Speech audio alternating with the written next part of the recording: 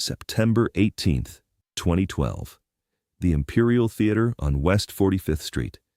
20 minutes before the curtain was scheduled to rise on the opening night of Fierce, a new Broadway musical produced by Madonna about the underground ballroom culture of 1980s New York.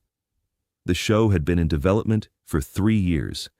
Madonna had poured millions of dollars and countless hours into bringing the story of voguing, drag culture, and queer resilience to the Broadway stage. Critics were expecting either a triumph or a disaster. There was no middle ground when Madonna was involved. Every ticket for the opening week had sold out within hours. Celebrities, critics, and industry power players filled the audience. And backstage, everything was falling apart.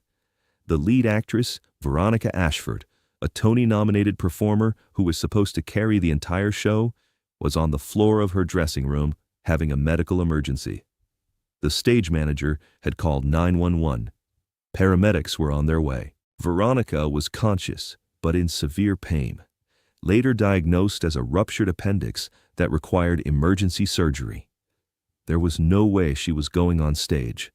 Madonna stood in the hallway outside the dressing room, watching paramedics load Veronica onto a gurney. Her director was beside her, phone pressed to his ear, trying to reach board members to discuss their options. Her stage manager was consulting a clipboard, face pale. "We have to cancel," the director said, hanging up. "There's no alternative. We'll reschedule opening night, eat the cost, deal with the press." "What about the understudy?" Madonna interrupted. The stage manager looked at her clipboard. "Emma Chen. She's been with us for 6 weeks. She knows the role, but she's never performed it in front of an audience. She's 23 years old, fresh out of NYU. This would be her professional debut." "Where is she?" "In the ensemble dressing room. I don't think she even knows yet that Veronica." Madonna was already walking. She found Emma sitting at a mirror in the shared dressing room, putting on makeup for her small role as an ensemble dancer. Emma was tiny, maybe 5'2", with her hair pulled back in a tight bun. When Madonna walked in, Emma jumped to her feet so fast she knocked over her makeup bag. "Miss Ciccone, I'm so sorry, I didn't hear you come in." "Emma," Madonna said, "I need you to listen to me very carefully. Veronica just went to the hospital. She can't perform tonight. You're going on as the lead." The color drained from Emma's face. "What? No, I can't. I'm not ready. I've only run through the full show twice, and one of those times I forgot the entire second act and—" "Emma," Madonna's voice was firm, but not unkind. "You know the part. You've been rehearsing it for 6 weeks. In a rehearsal room, with 3 other people watching. Not in front of 800 people on opening nights, with every critic in New York taking notes." Emma's voice was rising toward panic. "We should cancel. We have to cancel. There's no way I can do this." Madonna looked at the young woman who was visibly shaking. She saw herself at 23, terrified and ambitious in equal measure, desperate for a chance, but terrified of failure. "You're right," Madonna said. "You probably can't do this alone." Emma looked up, relief flooding her face. "Thank you. I know it's a huge disappointment, but so I'm going to do it with you." Emma blinked. "What?" "I'm going on stage with you. We'll perform the show together." I don't understand." Madonna was already moving toward the door. "We have 18 minutes. Come with me." In a blur of motion that Emma would later describe as surreal, Madonna led her to the costume department.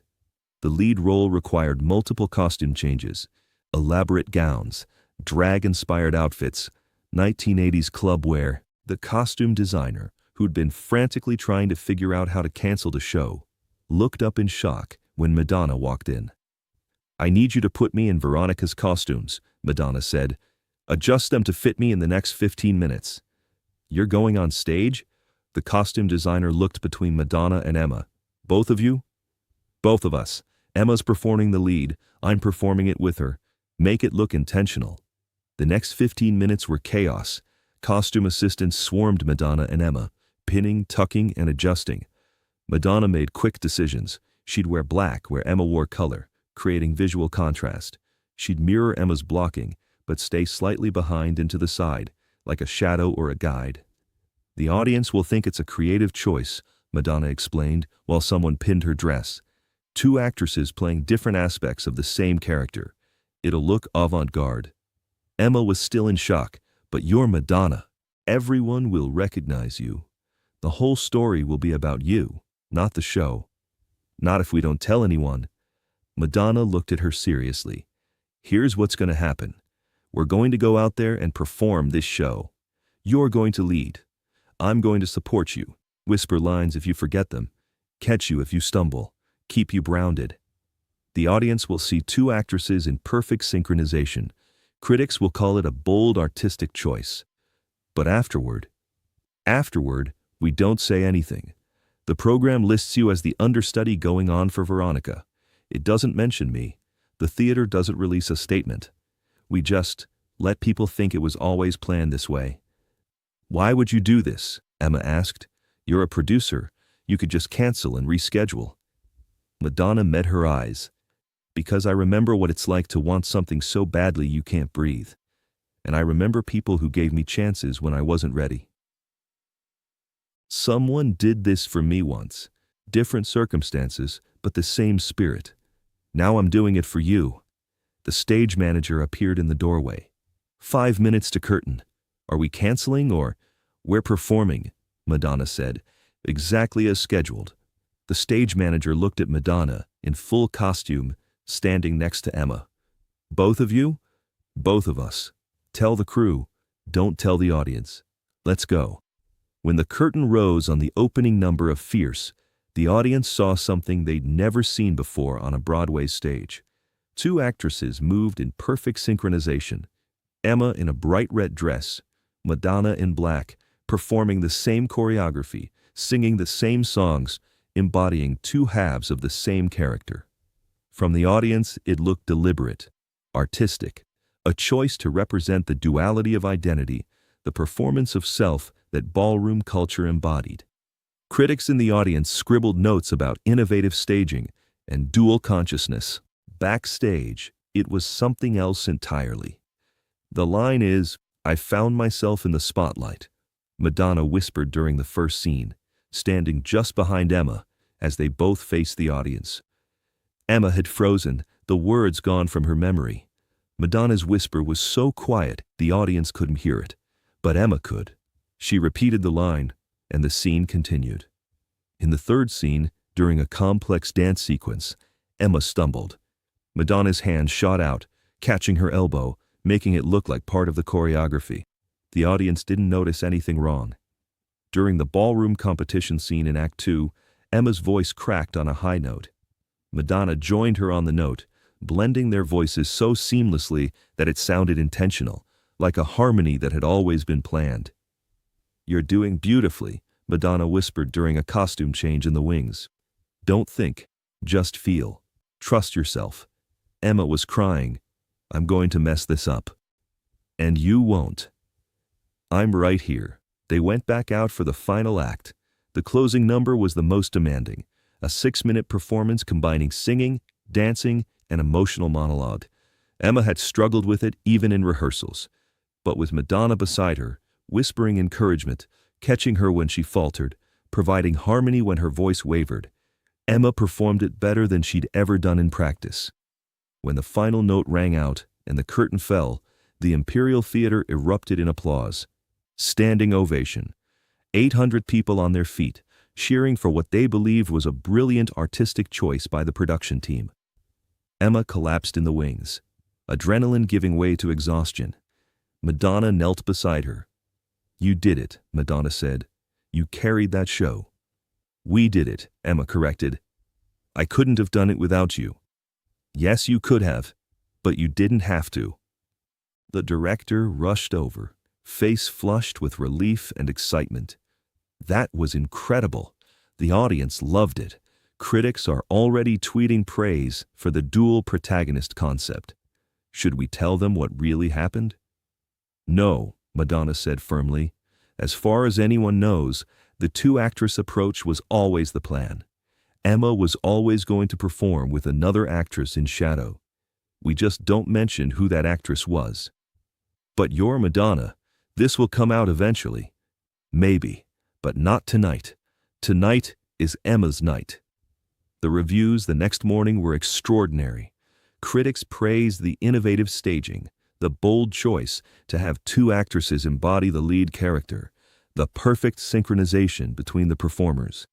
Several reviews specifically praised Emma Chen's star-making debut and the mysterious supporting actress whose chemistry with Chen was electric.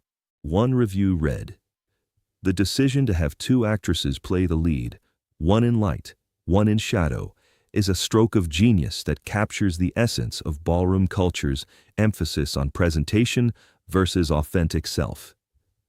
The young newcomer Emma Chen commands the stage with surprising confidence, supported by a veteran performer whose name is curiously absent from the program, but whose presence elevates every scene. Madonna read the reviews in her apartment that morning and smiled. The reviewer had been so close to the truth without realizing it. For the next 5 years, Fierce ran on Broadway with Emma Chen as the lead. The show won 3 Tony Awards, including Best Musical. Emma was nominated for Best Actress and became one of the most sought-after young performers on Broadway. Whenever she was asked about that opening night, about the artistic choice to have two actresses perform the lead role, Emma gave the same answer. It was a collaborative vision that came together in the moment. I was incredibly fortunate to work with experienced performers who supported me. She never said who the other performer was. Neither did Madonna. The crew who'd been there that night signed NDAs, not legal ones, but personal agreements not to reveal what had happened. The secret held for 5 years. Then, in 2017, at Emma's wedding to her longtime partner, the truth started to slip out. The crew from that opening night were invited. Wine was consumed. Stories were told. A stage manager, 3 glasses deep in champagne, started talking about the night Madonna saved the show. Other crew members tried to shush him, but he continued. The story came out. Veronica's medical emergency, Emma's terror, Madonna getting into costume and performing an entire Broadway show incognito. The whispered lines, the catches, the harmonies. Emma's wedding guests thought he was joking. Madonna, who was at the wedding as a guest, just smiled and said nothing. But someone recorded the story. Within days, it was on social media. The stage manager was interviewed. Other crew members confirmed it. Photos from that night were re-examined. In the background of some shots, you could see the resemblance if you looked closely. The story exploded. Madonna secretly performed on Broadway opening night. Star saved understudy's debut by performing entire show with her. Broadway's best-kept secret, Madonna's anonymous performance. Emma gave an interview a week later. "Yes, it's true," she confirmed. "Opening night of Fierce, I was terrified. Veronica had a medical emergency 20 minutes before curtain. And Madonna, who'd been our producer, our champion, our believer, got into costume and performed the entire show with me." The interviewer asked why she'd kept it secret for 5 years. "Because Madonna asked me to," Emma said simply. She said that night should be about the show, not about her. She said I needed to own my debut, not share headlines with a celebrity performing a surprise Broadway stint. She paused. Every night after that, when I performed the lead role alone, I could feel her there. Hear her whisper, "You're doing beautifully." Feel her hand on my elbow when I stumbled. She gave me the confidence to believe I could do it. Emma looked directly at the camera. People think Madonna is this untouchable icon, and she is. But she's also someone who, when a terrified 23-year-old girl was about to fail on the biggest night of her life, got into a costume and whispered every line, caught every fall, and then let that girl take all the credit. "Why do you think she did it?" the interviewer asked. "She told me that someone did it for her once, that she was passing it forward." Emma smiled. "I asked her when I'd get to pass it forward. She said, The day some terrified kid needs you to whisper lines and catch falls, you'll know. Madonna gave one interview about the incident after the truth came out. "Emma didn't need me that night," she said. "She had the talent, the training, the ability. What she didn't have was the confidence. So I gave her mine. I stood beside her, whispered when she doubted herself, caught her when she wavered. But she's the one who performed. She's the one who became a star." The interviewer asked why she'd kept it secret for so long. "Because if people knew I'd been on stage that night, every review would have been about me. Madonna's surprise Broadway debut. Icon performs unannounced. Emma would have been a footnote. By keeping it quiet, she got to own her success. And she deserved to own it. Do you regret that it came out?" Madonna thought about it. No, because now Emma's established enough that the story enhances her legacy rather than overshadowing it. 5 years ago, she was a newcomer who needed Madonna's help. Now she's a Tony-nominated star who Madonna helped when she was starting out. That's different. Emma Chen went on to star in 4 more Broadway shows and 2 successful television series. She won a Tony Award in 2019. And in her acceptance speech, she thanked "the woman who taught me that supporting someone else's success can be just as important as achieving your own." The footage from that opening night in 2012 still exists. If you watch it carefully, knowing what to look for, you can see moments when Madonna whispers to Emma. Moments when her hand steadies Emma's elbow. Moments when their voices blend in harmony. But what you see most clearly is a young performer having the night of her life, supported by someone who'd been there before and knew exactly what she needed. The theater community talks about that night differently now. It's not about Madonna performing on Broadway in secret. It's about what happens when someone with power uses it to lift someone else up. When mentorship happens not through lectures or advice, but through standing beside someone and whispering, "You can do this. I'm right here." If this story moved you, if you've ever been terrified of failing and needed someone to whisper that you're doing beautifully, share this. Subscribe for more stories about hidden kindness, anonymous support, and the moments when success means lifting someone else into the spotlight. And remember, the best performances sometimes happen when nobody knows you're on stage.